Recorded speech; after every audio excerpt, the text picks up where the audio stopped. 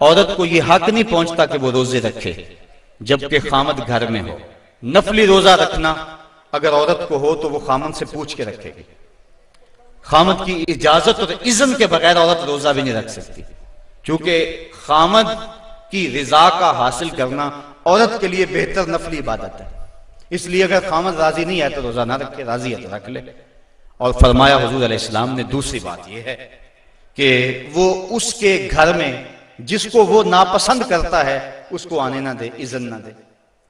اور ایک حدیث کے اندر یہ لفظ ہیں کہ حضور علیہ السلام نے ارشاد فرمایا کہ وہ خامند کے بستر کو روندنے نہ دے۔ یعنی خامند اس بستر پہ بیٹھتا ہے، سوتا ہے، آرام کرتا ہے، اس بستر پہ کسی کو نہ چڑھنے دے۔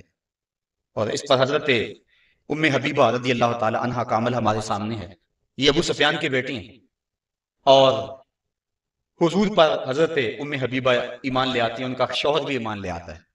جب ہجرت حبشہ ہوئی تو یہ دونوں میاں بیوی حبشہ کی طرف ہجرت کر گئے۔ کچھ عرصہ وہاں گزرا۔ ایک دن حضرت ام حبیبہ سوئی تو خواب دیکھا ہے کہ میرے خامد کا چہرہ بدل گیا ہے، تو سخت پریشان ہوں۔ صبح اٹھی تو پتہ چلا کہ خامد عیسائی ہو گیا، کسی عیسائی کے پاس بیٹھنا اٹھنا تھا تو اس نے اپنا دین بدل لیا۔ حضرت ام حبیبہ رضی اللہ تعالیٰ عنہ الگ ہو گئی۔ کچھ عرصے کے بعد خامد بھی فوت ہو گیا۔ اب وہاں پردیس میں سارے جہان کو چھوڑ کر وہاں گھر بس آیا تھا تو وہاں وہ تنہا ہو گئی، تو سخت پریشان تھی۔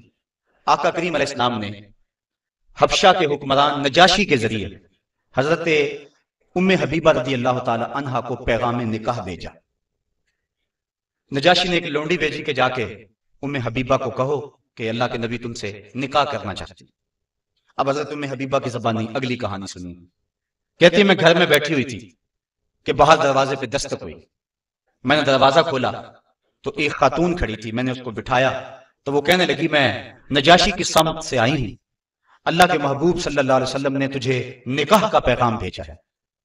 کہتی ہیں ایک لمحے کے لیے تو میں حیران ہوئی اور پھر میری خوشی کی انتہا نہ رہی، اور گھر کے اندر جو کچھ موجود تھا اس وقت میرے پاس، میں نے سب کچھ بطور انعام اس لونڈی کو دے دیا۔ میں نے کہا میرے مقدر کے حضور کے نکاح میں آؤں۔ پھر اللہ کے محبوب علیہ السلام نے ان سے نکاح کر لیا۔ وہ مدینہ تشریف لے آئیں۔ ابو سفیان ان کو ملنے کے لیے مدینہ پہنچے۔ حضور علیہ السلام کی چارپائی بچھی ہوئی تو یہ جا کے بیٹھنے لگے تو انہوں نے بستر لپیٹ لیا۔ تو ابو سفیان کہنے لگا رملہ تمہیں کیا ہو گیا؟